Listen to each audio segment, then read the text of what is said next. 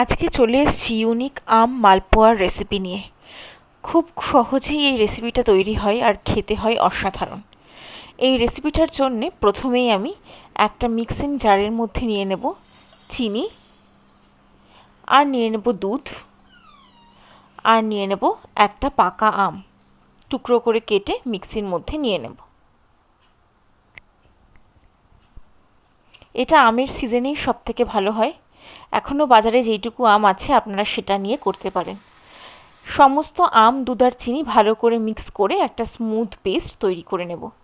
যে পেস্টটা তৈরি করছি সেটাকে একটা ছাঁকনির সাহায্যে ভালো করে ছেঁকে নেব। যদি কোনো আমের টুকরো তার মধ্যে থেকে যায় তাহলে সেটাকে চামচের সাহায্যে একটু মিশিয়ে দেবেন। এবার নারকেল কুচিয়ে নেব। আপনারা নারকেল গ্রেট করেও দিতে পারেন, কিন্তু কুচিয়ে দিলে মুখে পড়লে খুব ভালো লাগে। নারকেলটাও মিক্সচারের সাথে ভালো করে মিশিয়ে নেব।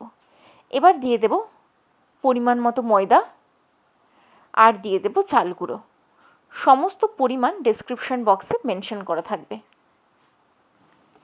একটা হুইস্কের সাহায্যে সমস্তটা ভালো করে মিশিয়ে দিতে হবে। কোনো লাম্পস যেন না থাকে, একটা স্মুথ পেস্ট তৈরি করতে হবে। একটা স্মুথ পেস্ট তৈরি হয়ে গেছে। এবার তাতে আমি দিয়ে দেব 1 টিস্পুন বেকিং সোডা। এবার ভালো করে একটা চামচের সাহায্যে গুলে নিলাম। আমার মালপোয়ার ব্যাটার রেডি। এবার ভাজার পালা। আমি একটা ছোট কড়াইতে বেশ খানিকটা তেল নিয়ে নিয়েছি। এবার তাতে 1 হাতা করে ব্যাটারটা দিয়ে আমি মালপোয়াটা ভেজে নেব। একটা মালপোয়া ভাজার জন্য 1 হাতা ব্যাটারই যথেষ্ট। এক পিঠটা হয়ে গেলে অন্য পিঠটা উল্টে গোল্ডেন ব্রাউন করে ভেজে নিতে হবে। একইভাবে সমস্ত মালপোয়াগুলো আমি গোল্ডেন ব্রাউন করে ভেজে নেব। আমার ডেসক্রিপশন বক্সে সমস্ত উপকরণ দেওয়া থাকবে। আপনারা আপনাদের মেম্বার অনুযায়ী উপকরণটা কম বেশি করে নেবেন। মালপোয়াগুলো যখন সমস্ত ভাজা হয়ে যাবে, এটাকে একটু ধৈর্য ধরে একটা একটা করে ভাজবেন, তাহলে দেখবেন তেলও কম লাগবে আর খেতেও ভালো হবে। সমস্ত মালপোয়াগুলো ভেজে নিয়ে আমি চিনির শিরা তৈরি করব। আপনারা যারা চিনির শিরাতে ডুবোতে চান না তারা মালপোয়াটা এই সময়েও খেতে পারেন। এই সময় ভেজে খেলেও আপনাদের খুবই টেস্টি লাগবে। এবার আমরা একটা 1 তারের চিনির শিরা তৈরি করে নেব। শিরাটা বেশি গাঢ় হবে না, একটা তার হলেই হয়ে যাবে। এবার ওই বানানো চিনির শিরাতে ভেজে রাখা মালপোয়াগুলোকে আমি চামচের সাহায্যে একটা একটা করে দেব। একটু এপিটোপিট করে আমি আরেকটা প্লেটের মধ্যে তুলে নেব।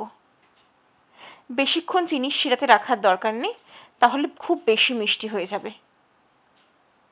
এরকমভাবে সমস্ত মালপোয়াগুলোকে আমি চিনির শিরাতে ডুবিয়ে তারপরে সার্ভ করব। আমার আম দিয়ে মালপোয়া রেডি। এটা আপনারা একবার বানিয়ে দেখবেন, আমের ফ্লেভারটা ভীষণ ভালো লাগে।